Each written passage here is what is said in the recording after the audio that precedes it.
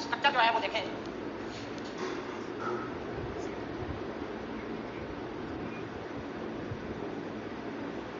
ये amino acid का general formula है, इसको आप ऐसे भी लिख सकते हैं NH2C carbon, alkyl group hydrogen COOH और ये NH2। अभी आप इस जनरल फार्मूले को अगर हम देखें अमीनो एसिड के, तो इसमें दो फंक्शनल ग्रुप है, एक ये इसको बोलते हैं अमीनो ग्रुप और दूसरा फंक्शनल ग्रुप अमीनो एसिड के अंदर है कार्बोक्सिलिक एसिड ग्रुप।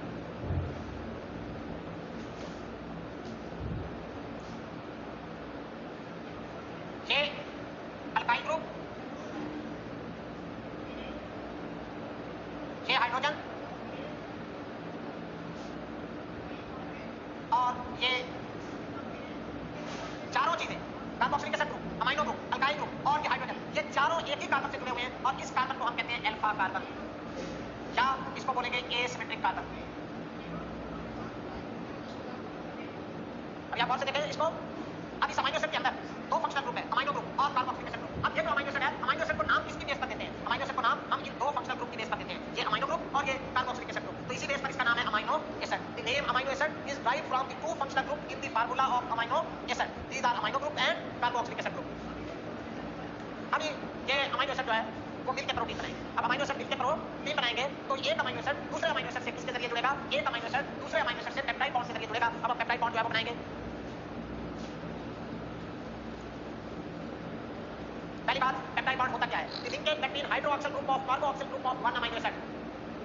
एक अमीनो एसिड के हाइड्रोक्सिल ग्रुप, और वो हाइड्रोक्सिल ग्रुप किसका पार्ट है? कार्बोक्सिल ग्रुप का, of one amino acid and hydrogen of amino group of another amino acid. और दूसरे अमीनो एसिड के हाइड्रोजन से बॉन्डिंग बनाएगा और वो अमीनो ग्रुप का पार्ट होगी। अभी हम देखते हैं इसको। ये अमीनो ग्रुप अगर यहाँ पे मैं हाइड्रोजन लगा दूं अल्काइल ग्रुप की जगह, type of amino acid depends on the type of alkyl group. ये जो अल्काइल ग्रुप होता है इसकी बेस पर अमीनो एसिड की टाइप डिटरमाइन करते हैं। बाकी तमाम चीजें तमाम अमीनो एसिड में सेम होती हैं। एक अमीनो एसिड दूसरे अमीनो एसिड से डिफर करता है अल्काइल ग्रुप की बेस पर।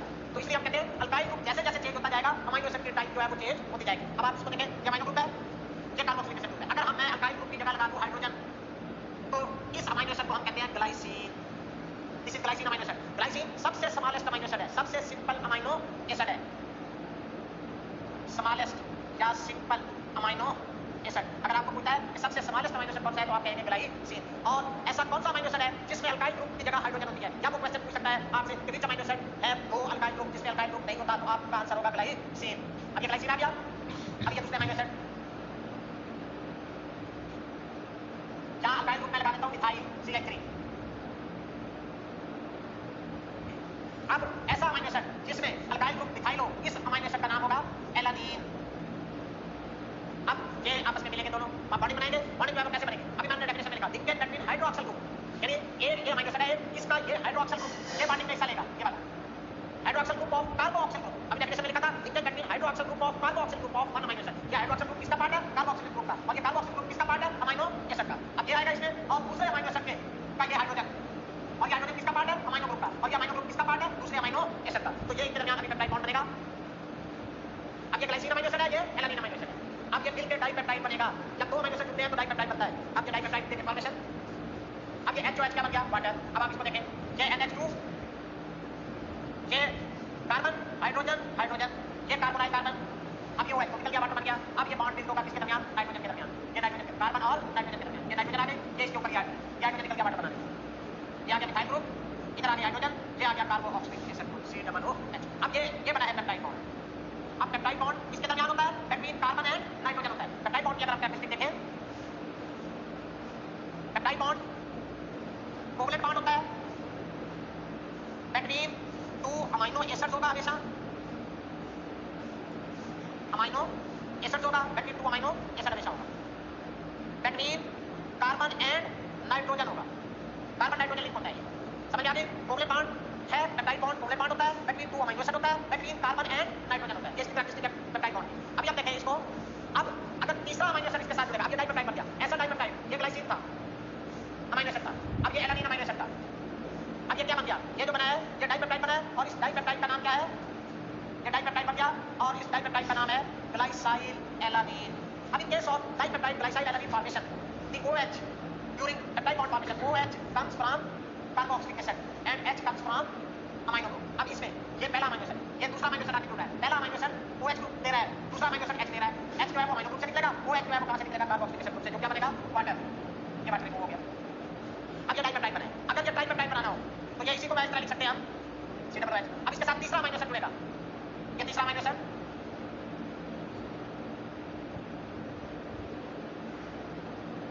ये फिर HOH क्या बन जाएंगे? वाटर.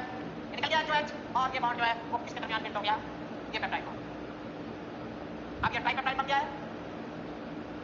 एक अमाइनो एसिड, दूसरा अमाइनो एसिड, तीसरा अमाइनो एसिड, 3 अमाइनो एसिड जुड़ गए. अगर इस तरह चेन में हजारों अमाइनो एसिड जुड़ जाएंगे तो इस पॉलीपेप्टाइड चेन के अंदर एक साइड पर ये अमाइनो ग्रुप होगा और दूसरी साइड पर ये कार्बोक्सिलिक एसिड ग्रुप होगा. एक इस पॉलीपेप्टाइड चेन का एक टर्मिनल जो है वो अमाइनो ग्रुप रखेगा और एक टर्मिनल कार्बोक्सिलिक एसिड ग्रुप रखेगा. तो हम कहते हैं ये जो टर्मिनल होता है इसको बोलते हैं N टर्मिनल. और जो N टर्मिनल होता है किसी भी पॉलीपेप्टाइड चेन का ये स्टार्ट टर्मिनल होता है. ये स्टार्ट टर्मिनल होगा. ये कोई भी पॉलीपेप्टाइड चेन N टर्मिनल से शुरू होती है और ये जो कार्बोक्सिलिक एसिड ग्रुप है इसको बोलते हैं C टर्मिनल. ये अमाइनो ग्रुप लगा हुआ है, इधर कार्बोक्सिलिक एसिड ग्रुप लगा हुआ है. ये C टर्मिनल है, ये N टर्मिनल है. तो इसलिए कोई भी पॉलीपेप्टाइड चेन N टर्मिनल से शुरू होती है और C टर्मिनल में खत्म होती है. बेटा मेरी बात को दोबारा जो है वो गौर से सुने. ये एक पॉलीपेप्टाइड चेन है जिसमें डिफरेंट अमाइनो एसिड लगे हुए हैं. तो पॉलीपेप्टाइड चेन अमाइनो एसिड से मिलकर बनती है और अमाइनो एसिड को जब हम लिखेंगे तो ये NH2 से शुरू हो रहा होगा और पूरी पॉलीपेप्टाइड चेन खत्म किसपे हो रही है? C-OH पे. तो आप इसके एक टर्मिनल पर अमाइनो ग्रुप होगा, चाहे हजारों अमाइनो एसिड की चेन हो, एक टर्मिनल पर ये अमाइनो ग्रुप होगा, दूसरे टर्मिनल पर ये कार्बोक्सिलिक एसिड ग्रुप होगा. ये N टर्मिनल है, ये इसका C टर्मिनल है. इसलिए कहते हैं all polypeptide chain started with N terminal. हम यहां पर एक्सप्लेन लिखेंगे all polypeptide chains started with N terminal and with C terminal. ये C टर्मिनल है, ये किसका हिस्सा है? कार्बोक्सिलिक एसिड ग्रुप का. N टर्मिनल किसका हिस्सा है? अमाइनो ग्रुप का. All polypeptide chains started with N terminal यानी amino group and with C terminal यानी COO that's carboxylic acid group. ये रिएक्शन जो है वो देखें, अभी मैंने ये रिएक्शन आपको समझाया है. रिवर्सिबल रिएक्शन है. अब देखिए ये ग्लाइसिन अमाइनो एसिड था, ये एलानिन अमाइनो एसिड है. अब ये मिले HOH जो है वो वाटर बन गया और इनके दरमियान में ये पेप्टाइड बॉन्ड जो है वो बिल्ड हो गया. ये डाइपेप्टाइड बन गया, इसका नाम ग्लाइसाइल एलानिन है. अब एक वाटर का मॉलिक्यूल निकला. अब दो यूनिट मिल रहे हैं जिसमें एक वाटर का मॉलिक्यूल डायप निकल रहा है. प्रोसेस को कहेंगे कंडेंसेशन. अब जब हम इसकी ब्रेक डाउन करेंगे, ये रिवर्सिबल रिएक्शन है और ये ग्लाइसाइल एलानिन डाइपेप्टाइड ब्रेक होकर दोबारा हमें दो अमाइनो एसिड देगा, ग्लाइसिन और एलानिन. तो इस प्रोसेस को हम कहेंगे हाइड्रोलिसिस और इसमें वाटर को ऐड करेंगे. कंडेंसेशन में वाटर निकलेगा, हाइड्रोलिसिस में वाटर ऐड होगा. नेक्स्ट हम ये तो था अमाइनो एसिड्स के बारे में. नेक्स्ट हम स्टडी करते हैं स्ट्रक्चर ऑफ प्रोटीन्स.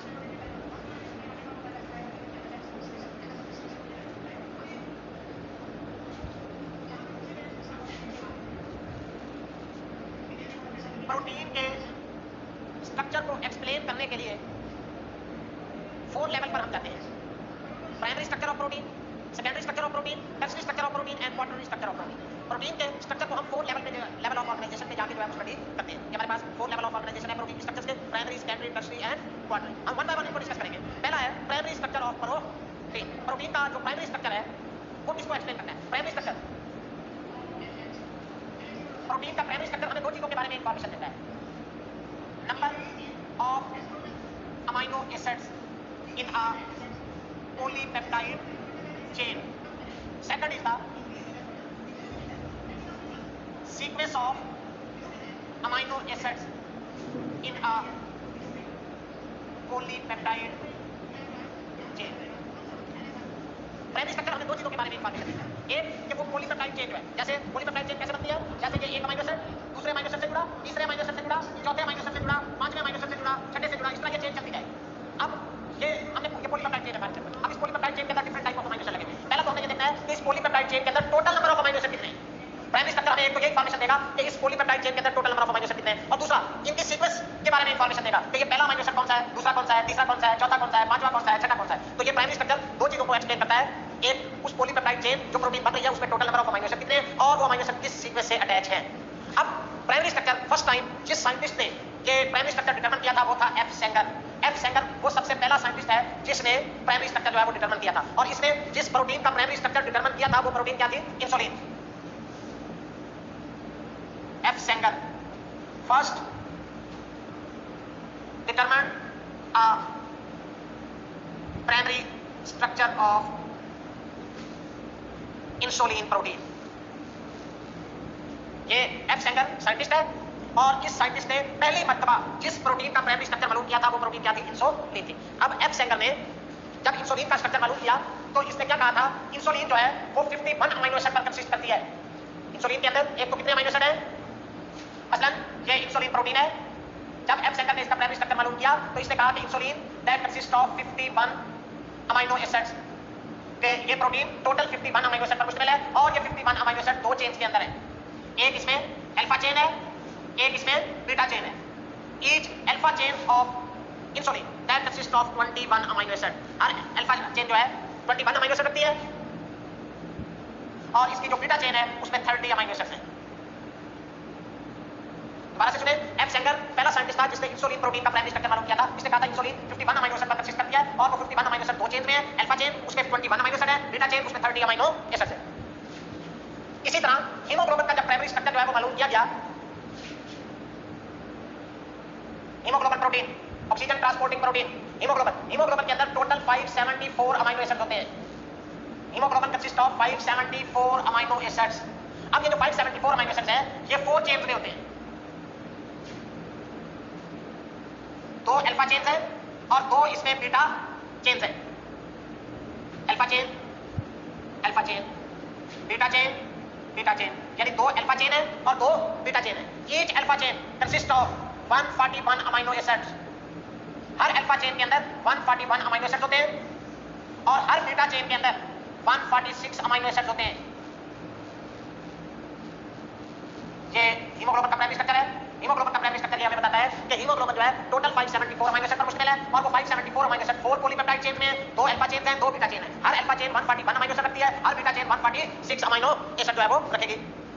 ये अभी आपको बताया है, इसको देखें। इंसुलिन अभी बताया था 51 अमीनो एसिड होते हैं, एक अल्फा चेन होती है, एक बीटा चेन होती है। अल्फा चेन में 21 अमीनो एसिड है, बीटा चेन में 30 अमीनो एसिड है। इसी तरह ये हीमोग्लोबिन थी, इस पे टोटल 574 अमीनो एसिड है, दो अल्फा चेन्स हैं, हर अल्फा चेन 141 तो दो चेन है मल्टीप्लाई बाय 2, हर बीटा चेन 146 अमीनो एसिड, दो बीटा चेन्स हैं तो मल्टीप्लाई बाय 2 अमीनो एसिड, तो टोटल इसमें बनेंगे 574 अमीनो एसिड्स। अभी ह्यूमन बॉडी के अंदर बेटे नेक्स्ट हम देखते हैं, there are 10,000 proteins in the human body. Human body के अंदर टोटल 10,000 टाइप की प्रोटीन्स हैं और ये 10,000 टाइप की प्रोटीन जो है वो सिर्फ 20 टाइप ऑफ अमीनो एसिड से बनी है।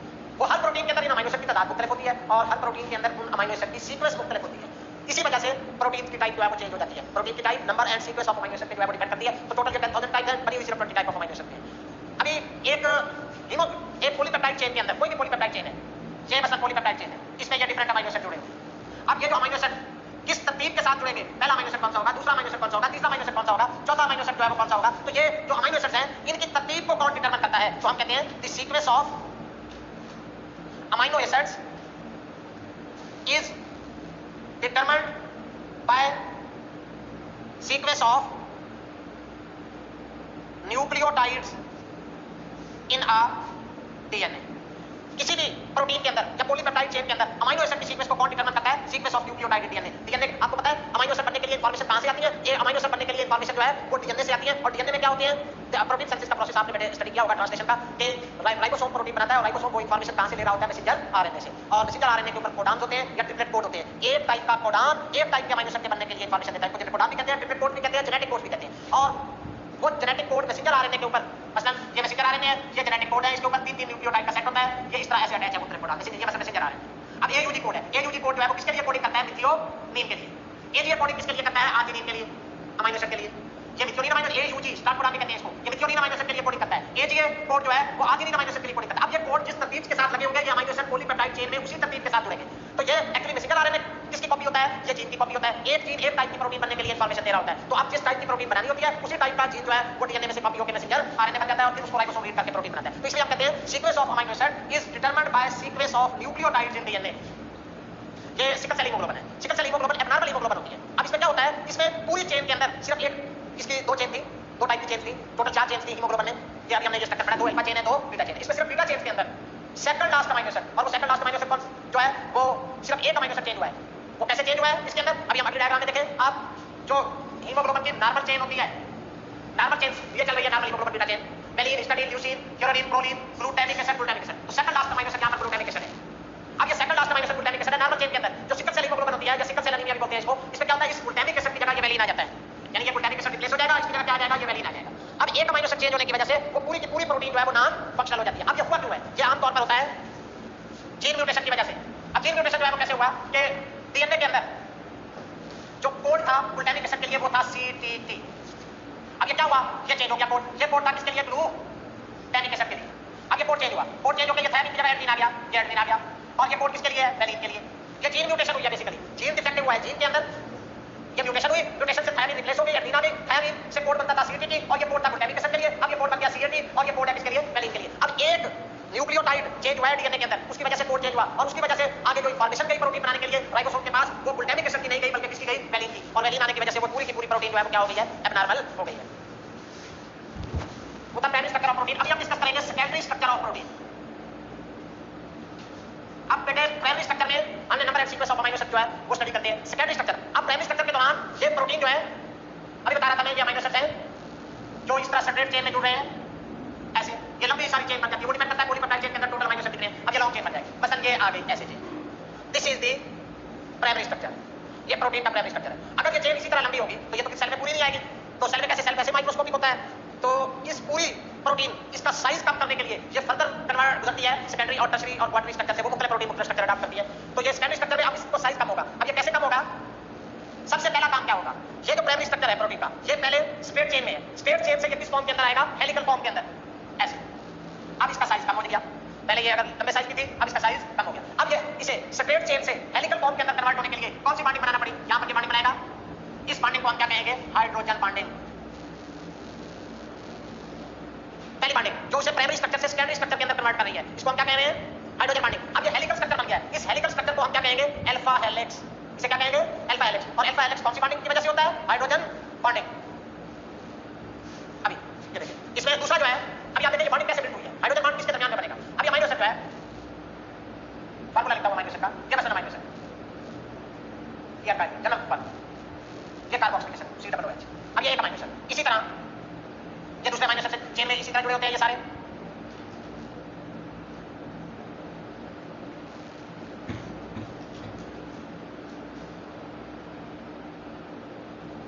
अब आप समझे, यहां एक अमीनो एसिड, ये अमीनो एसिड, एक अमीनो एसिड इधर है, ये अमीनो एसिड। अब ये दो अमीनो एसिड, ये अमीनो एसिड और ये अमीनो एसिड, इसको आप कंसीडर करिए और इसको कंसीडर करिए।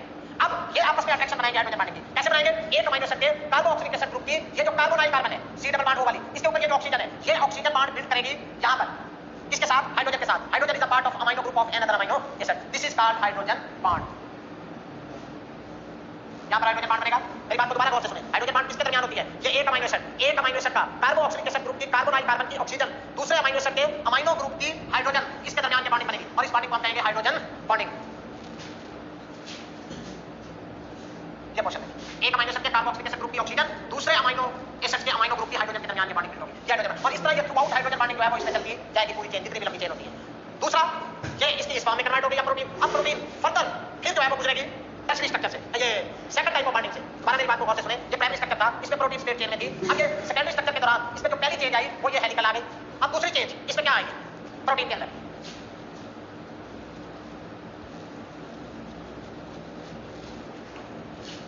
ये देखिए पहली चेन में ये अल्फा हेलिकल स्ट्रक्चर बना, इसकी वजह कौन सी बॉन्डिंग इन्वॉल्व हुई, हाइड्रोजन बॉन्डिंग। अब यहां से ये फिर किसमें चेंज होगी, ये चेन फोल्डेड बैक होगी, ऐसे, अब ये ऐसे फोल्डेड बैक होगी। अब जब ये फोल्डेड बैक हुई तो इसका साइज और कम हो गया। अब यहां से इसने यू टर्न लिया, ये जहां पर बॉन्डिंग एग्जिस्ट करेगी, ये इसको हम कहेंगे beta pleated sheets. Beta pleated sheets are also the type of hydrogen bonding but it exist in different way. Beta pleated sheet जो है ये कब बनेगी, सिंपली आप ये याद रखें कि इसे प्राइमरी स्ट्रक्चर से सेकेंडरी स्ट्रक्चर में कन्वर्ट करने के लिए दो टाइप की बॉन्डिंग से गुजरना पड़ता है, एक हाइड्रोजन बॉन्डिंग से जो इसे हेलिकल फॉर्म में कन्वर्ट कर देगी, और दूसरा बीटा प्लेटेड शीट जो इसे टर्न पे जो है जहां से वो वापस टर्न लेगी वहां बनेगी। अब ये डिपेंड करता है कि वो प्रोटीन कितनी है, एक से ज्यादा टर्न भी ले सकती है, कोई इस फॉर्म में भी हो सकती है, ऐसे ये इस तरह टर्न खाती जाएगी ऐसे।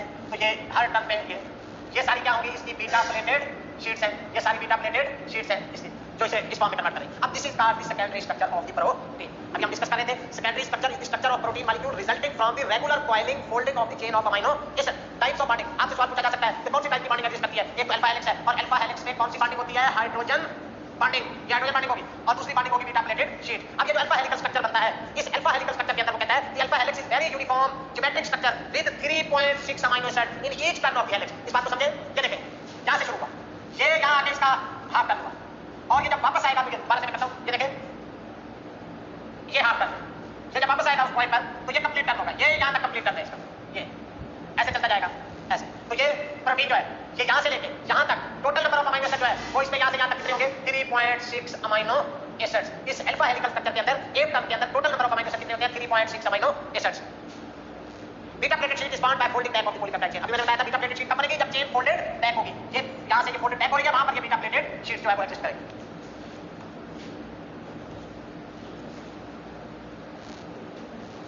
ये वो दिखाई गई चेन, ये देखें जैसे हेलिकल स्ट्रक्चर।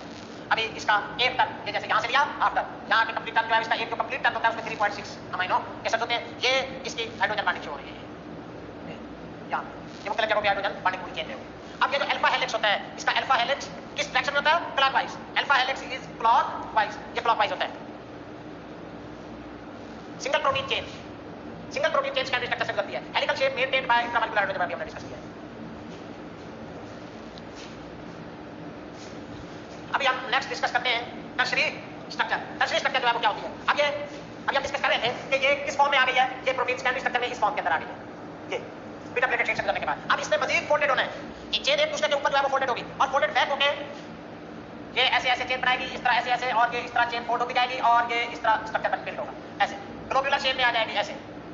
ये इसका सेकेंडरी स्ट्रक्चर है, ये भी सेकेंडरी स्ट्रक्चर है और ये इसका जो है वो टर्शरी स्ट्रक्चर है। जब प्रोटीन टर्शरी स्ट्रक्चर से पास होगी तो वो इस शेप में आ जाएगी ग्लोब्यूलर शेप में। अब इस टर्शरी स्ट्रक्चर के अंदर क्या कौन कौन सी बॉन्डिंग जो है वो एग्जिस्ट करेगी टर्शरी स्ट्रक्चर के अंदर। Which type of bonding exist in the tertiary structures. अभी टर्शरी स्ट्रक्चर के अंदर कौन कौन सी बॉन्डिंग इन्वॉल्व होगी। एक आयनिक बॉन्ड होगा, एक हाइड्रोजन बॉन्डिंग फिर मजीद और बढ़ेगी और दूसरा जो है ये डाइसल्फाइड स्पेलिंग मिस्टेक लिखी हुई है ये डाइसल्फाइड बॉन्ड।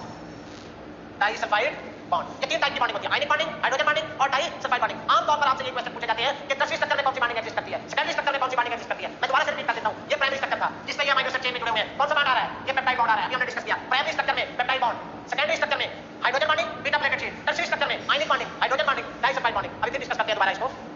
टर्शरी स्ट्रक्चर में ये तीन टाइप की बॉन्डिंग है। अब ये तीन टाइप की बॉन्डिंग जो है वो आगे जो है वो कैसे जो है वो एग्जिस्ट करेगी। एक तो ये हाइड्रोजन बॉन्ड अभी मैंने बताया था चेन चल रही है ऐसे ऐसे। अब इनके दरमियान एक अमीनो एसिड के अमीनो ग्रुप की हाइड्रोजन दूसरे अमीनो एसिड के कार्बोक्सिलिक एसिड ग्रुप की कार्बोनाइल कार्बन की ऑक्सीजन के दरमियान बॉन्डिंग है, ये हाइड्रोजन बॉन्डिंग होगी। दूसरा डाइसल्फाइड बॉन्ड्स। देखो डाइसल्फाइड ब्रिजेस कैसे बनती हैं। ये एक तो डाइसल्फाइड बॉन्डिंग एग्जिस्ट करती है जब एक protein more than one polypeptide chain पर कंसिस्ट करती है तो एक चेन दूसरी चेन से हेल्ड होती है डाइसल्फाइड बॉन्ड के जरिए। अब ये डाइसल्फाइड बॉन्ड कैसे बनते हैं जब हम प्रोटीन का केमिकल कंपोजिशन देखते हैं तो हम कहते हैं वो अमीनो एसिड की बनी हुई है, हम उसमें सल्फर तो कहते नहीं है। तो सल्फर इसमें कहां से आती है ये आप देखें। मसलन ये एक अमीनो एसिड, ये दूसरा अमीनो एसिड, ये चेन चल रही है ऐसे, तीसरा अमीनो एसिड, यहाँ अमीनो एसिड का मैं फार्मूला लिखता हूँ। ये H तो इधर बॉन्डिंग में यूज हो जाएगा, बॉन्डिंग निकल जाएगा, NH बचेगा। ये आ गया अल्काइल ग्रुप हाइड्रोजन और ये इसका अल्काइल ग्रुप, ये आ गया ये अगले अमीनो एसिड से जुड़ गया, फिर ये अगले अमीनो एसिड से जुड़ गया, ये अगले अमीनो एसिड से जुड़ गया। इस तरह ये पॉलीपेप्टाइड चेन, एक पॉलीपेप्टाइड चेन नीचे चल रही है। ये अमीनो एसिड, ये अमीनो एसिड, ये अमीनो एसिड, अमीनो एसिड।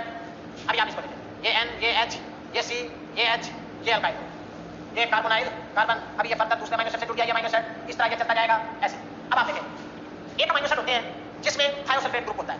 अब वो दो तरह के अमीनो एसिड हैं जो सल्फेट ग्रुप रखते हैं। एक अमीनो एसिड को हम कहते हैं इथियोनिन और दूसरा होता है सिस्टीन। दूसरा कौन सा होगा सिस्टीन। अभी जो है ये दो हैं जिनमें सल्फर ग्रुप मौजूद होता है। अब वो सल्फर ग्रुप किसकी जगह होता है अल्काइल ग्रुप की जगह। अब ये अल्काइल ग्रुप हट गया किसकी जगह ये CH2, ये S और ये H। अब ये अमीनो एसिड CH2, S और ये H। अब जब एक पॉलीपेप्टाइड चेन इस तरह चल रही है दूसरी पॉलीपेप्टाइड चेन इस तरह चल रही है, ये भी सिस्टीन अमीनो एसिड है, ये भी सिस्टीन अमीनो एसिड है। दो सिस्टीन अमीनो एसिड आमने सामने आएंगे और ये इसका इधर से ये हाइड्रोजन निकलेगा, इसका भी इधर से ये हाइड्रोजन निकलेगा। रिमूवल ऑफ हाइड्रोजन क्या कहलाएगी ऑक्सीडेशन। रिमूवल ऑफ हाइड्रोजन को कहते हैं ऑक्सीडेशन। यहां पर ये ऑक्सीडेशन रिएक्शन होगा और ये बॉन्ड बन जाएगा।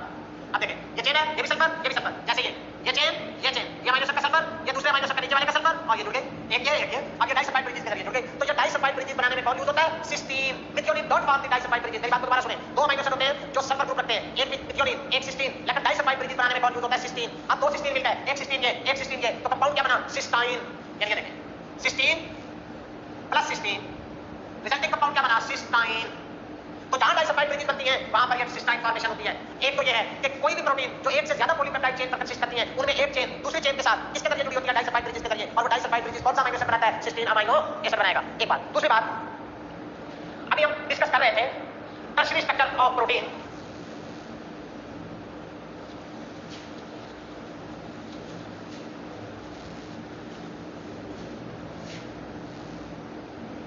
स्ट्रक्चर में मैंने अभी आपको बताया कि ये इस तरह ऐसे ग्लोब्यूलर शेप बनती है, प्रोटीन ऐसे फोल्डेड बैक हो जाती है और ये टर्शियरी स्ट्रक्चर जो है वो बनाती है और इस तरह ये फोल्डेड होते होते ये इस तरह। अब इसमें बॉन्डिंग कैसे बनेगी? अब आप देखें ये चेन फोर्स हो रही है, अगर ये जो है वो चेन फोर्स हो रही है तो अब इसमें हाइड्रोजन बॉन्डिंग कैसे एग्जिस्ट करेगी? हाइड्रोजन बॉन्डिंग एग्जिस्ट करेगी, ये कार्बन ये ऑक्सीजन, इधर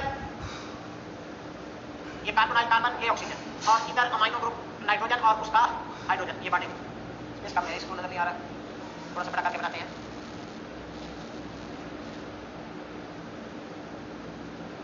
ताकि आपको क्लियर नजर आए। अब आप देखिए, अब यहाँ पर कार्बन की ऑक्सीजन और इधर एक अमाइनो एसिड आ रहा है नाइट्रोजन, उसकी ये हाइड्रोजन, इसके दरमियान ये हाइड्रोजन बॉन्ड।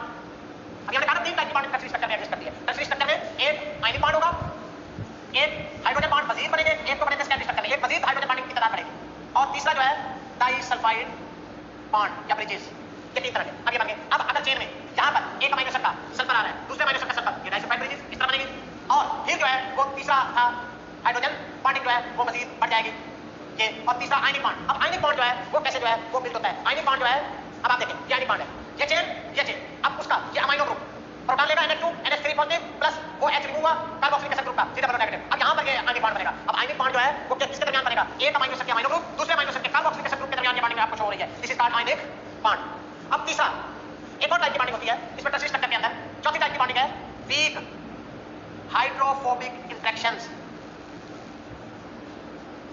एक हाइड्रोफोबिक इंटरेक्शन। अब हाइड्रोफोबिक इंटरेक्शन क्या होगी? हाइड्रोफोबिक इंटरेक्शन होती है एक चेन और दूसरी चेन के दो अल्काइल ग्रुप के दरमियान interaction. There is no chemical bond formation in hydrophobic interaction. ये बेटा याद रखना है कि दो अल्काइल ग्रुप के दरमियान जहां पर हाइड्रोफोबिक इंटरेक्शन में कोई केमिकल बॉन्ड नहीं बनेगा, सिर्फ अल्काइल ग्रुप एक दूसरे को जो है वो अट्रैक्ट करेंगे। अब कैसे अट्रैक्ट करेंगे? मतलब यहां पर आ जाए आप, ये अल्काइल ग्रुप इधर से इसका अल्काइल ग्रुप, अब ये सिर्फ इनके दरमियान अट्रैक्शन होगी ये। अब ये कौन सी बॉन्डिंग आपको नजर आ रही है इस पोर्शन में? ये पोर्शन में आपको नजर आ रही है हाइड्रोफोबिक इंटरेक्शन, हाइड्रोफोबिक इंटरेक्शन। अब इधर कौन सी बॉन्डिंग नजर आ रही है आपको? ये वाली हाइड्रोजन बॉन्डिंग। इधर आपको कौन सी बॉन्डिंग नजर आ रही है इस क्वेश्चन में? Disulphide bond. अब तीसरा रह गया आयनिक बॉन्ड। अभी मैंने बताया था आयनिक बॉन्ड किसके दरमियान होता है? आयनिक बॉन्ड आप देखें ये NH3 पॉजिटिव, इधर क्या आ गया? पूरा कार्बोक्सिलिक एसिड ग्रुप। अब इसके दरमियान यहां पर बॉन्डिंग होगी। अब ये जो बॉन्डिंग होगी ये कौन सी बॉन्डिंग होगी? Ionic bonding. अब ये पूरा स्केच आपके ज़हन में होना चाहिए बेटे कि हम टर्शियरी स्ट्रक्चर को स्टडी कर रहे हैं तो टर्शियरी स्ट्रक्चर के अंदर कौन कौन सी बॉन्डिंग एग्जिस्ट करती है। मैंने कहा इसमें आयनिक बॉन्ड एग्जिस्ट करता है, ये आयनिक बॉन्ड। आयनिक बॉन्ड किसके दरमियान होता है? एक अमाइनो एसिड के अमाइनो ग्रुप और दूसरे अमाइनो एसिड के कार्बोक्सिलिक एसिड ग्रुप के दरमियान अट्रैक्शन होती है और ये बॉन्डिंग बनती है। दूसरा मैंने कहा हाइड्रोजन बॉन्डिंग, हाइड्रोजन बॉन्डिंग एक अमाइनो एसिड के अमाइनो ग्रुप की हाइड्रोजन दूसरे अमाइनो एसिड के कार्बोक्सिलिक एसिड ग्रुप के कार्बन और कार्बन की ऑक्सीजन के दरमियान होगी। तीसरा डाइसल्फाइड। डाइसल्फाइड मैंने कहा यहां पर कौन से अमाइनो एसिड बनाते हैं? This is the cysteine formation. यहां पर क्या हो रही है? सिस्टाइन फॉर्मेशन हो रही है। दो सिस्टीन अमाइनो एसिड जो सल्फर कंटेनिंग ग्रुप है वो आमने सामने आएंगे और बॉन्डिंग बनाएंगे। चौथा है weak hydrophobic interaction, these are between alkyl group of two amino acid, दो अमाइनो एसिड के अल्काइल ग्रुप के दरमियान अट्रैक्शन होगी। अब ये प्रोटीन बन गई है।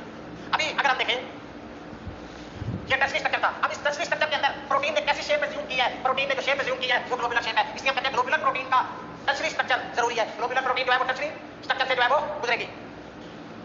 प्रोटीन टर्शियरी स्ट्रक्चर के बाद इस फॉर्म में आ जाती है ग्लोबुलर शेप में। अभी मैंने डिस्कस ये करा था कि प्रोटीन जब तक टर्शियरी स्ट्रक्चर से नहीं गुजरेगी ग्लोबुलर शेप में नहीं जाएगी, तो टर्शियरी स्ट्रक्चर से गुजरना ग्लोबुलर प्रोटीन का जरूरी है। या दूसरे बात में हम कहते हैं ग्लोबुलर प्रोटीन के लिए टर्शियरी स्ट्रक्चर जरूरी है। अब ये ग्लोबुलर प्रोटीन बन गई। अब इसमें कुछ अमाइनो एसिड, ये आपको अंदर वाले पोर्शन में ये सारे अमाइनो एसिड है, ये इधर पोर्शन में ये सारे अमाइनो एसिड है, ये इधर साइड है सारे अमाइनो एसिड है इसमें ये, और कुछ अमाइनो एसिड ये मौजूद है सरफेस पे, ये सरफेस है इस सरफेस पे। अब ये प्रोटीन की सरफेस है, ये सारी सरफेस है, ये सरफेस है। अब ये जो है इसका पोर्शन अंदर वाला ये इनसाइड पोर्शन है, इनसाइड पार्ट है। अब इस प्रोटीन का जो स्ट्रक्चर एज्यूम हुआ है इसमें जो अमाइनो एसिड अंदर वाली साइड पे होंगे वो कौन से होंगे? हाइड्रोफोबिक। तो लिखते हैं in globular proteins the hydrophobic amino acids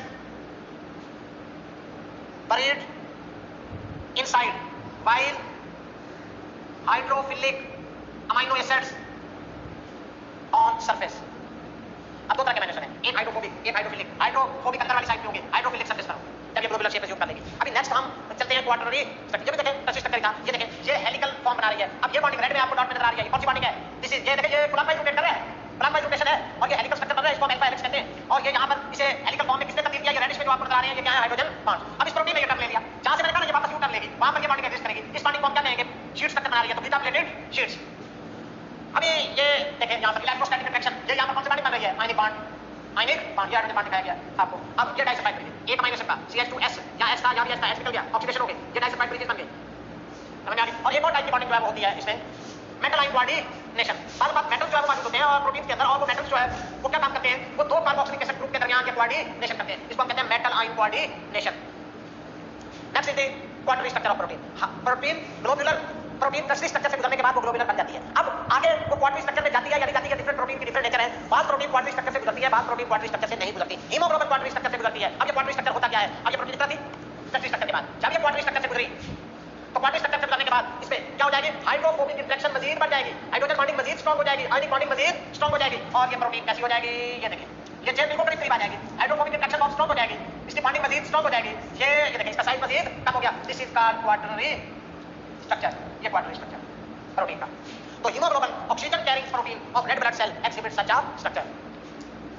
next हम फाइब्रस प्रोटीन और ग्लोबुलर प्रोटीन के दरमियान डिफरेंस देखते हैं, उनकी कैरेक्टरिस्टिक्स हैं। पहली है shape. Shape fibrous protein fibrous की फॉर्म में होती है, धागों की तरह, जैसा कि हमारे ये हेयर्स हैं, बाल्स हैं, नेल्स हैं, फाइब्रस प्रोटीन है। ग्लोबुलर प्रोटीन स्फेरिकल या एलिप्सॉइडल होती है। स्ट्रक्चरल ऑर्गेनाइजेशन, फाइब्रस प्रोटीन के लिए सेकेंडरी स्ट्रक्चर जरूरी है, टर्शरी स्ट्रक्चर जरूरी नहीं है। फाइब्रस प्रोटीन जो है सेकेंडरी स्ट्रक्चर के बाद इस तरह फाइबर की फॉर्म में आ जाएगी और ये हेलिकल फॉर्म में रहेगी। जो ग्लोबुलर प्रोटीन है उसके लिए टर्शरी स्ट्रक्चर जरूरी है, जब तक वो टर्शरी स्ट्रक्चर से नहीं गुजरेगी वो ग्लोबुलर बनेगी नहीं। Solubility in aqueous medium, fibrous protein insoluble होती है, बॉडी में स्ट्रक्चर बनाते हैं, वरना तो हम नहाएं तो ये बाल जो है वो सारे डिसॉल्व हो जाए, ये डिसॉल्व तो नहीं होते हैं, इसका मतलब है फाइब्रस प्रोटीन इनसॉल्युबल है। ग्लोबुलर प्रोटीन सॉल्युबल होती है, क्रिस्टल नेचर, ये नॉन क्रिस्टलाइन होती है फाइब्रस प्रोटीन और ग्लोबुलर प्रोटीन क्रिस्टलाइन होती है। इलास्टिसिटी, फाइब्रस प्रोटीन इलास्टिक होती है, ग्लोबुलर प्रोटीन इनइलास्टिक होती है। रोल, फाइब्रस प्रोटीन बॉडी का स्ट्रक्चर बनाती है, इसका स्ट्रक्चरल रोल है और ग्लोबुलर प्रोटीन बॉडी के फंक्शन परफॉर्म करती है, जैसे हीमोग्लोबिन बॉडी को ऑक्सीजन सप्लाई करती है। Stability, fibrous protein more stable होती है, ग्लोबुलर प्रोटीन अनस्टेबल होती है, जैसे कि एंजाइम टेंपरेचर बढ़ेगा, पीएच चेंज होगी तो एंजाइम जो है वो अपना काम छोड़ देगा। एग्जांपल सिल फाइबर, मायोसिन, फाइब्रिन, केराटिन, ये सारी फाइब्रस प्रोटीन के एग्जांपल्स हैं। और ग्लोबुलर प्रोटीन के एग्जांपल है एंजाइम्स, एंटीबॉडीज, हार्मोन्स, हीमोग्लोबिन, ये सारी क्या है, ग्लोबुलर प्रोटीन्स हैं। ये बेटे अभी तक हम ओवरव्यू में हमने देखा, हमने क्या क्या जो है वो इसमें स्टडी किया। हमने अमीनो एसिड का डिटेल स्ट्रक्चर स्टडी किया, अमीनो एसिड की डिफरेंट टाइप्स स्टडी की हमने, उसके बाद हमने अमीनो एसिड्स आपस में जुड़ते हैं पेप्टाइड बॉन्ड के जरिए, पेप्टाइड बॉन्ड डिस्कस किया, उसके बाद प्रोटीन का स्ट्रक्चर हमने 4 लेवल में जो है वो स्टडी किया और प्रोटीन की दो मेजर टाइप फाइब्रस और ग्लोबुलर प्रोटीन के दरमियान डिफरेंस जो है वो इस यूनिट में हमने स्टडी किया। हमने कोशिश तो किया बेटे कि आपको हर चीज जो है क्लियर हो जाए। फिर अगर किसी का कोई डाउट या क्वेश्चंस हो तो वो डिस्कशंस में, मीटिंग्स में आके डिस्कस करें या व्हाट्सएप ग्रुप में डिस्कस करें या मेरे नोट्स जो है वो जो इधर अवेलेबल हैं अकेडमी के अंदर, नोट्स ले लें और लेक्चर के नोट्स से जो है वो चीजों को क्लियर करें। Thank you.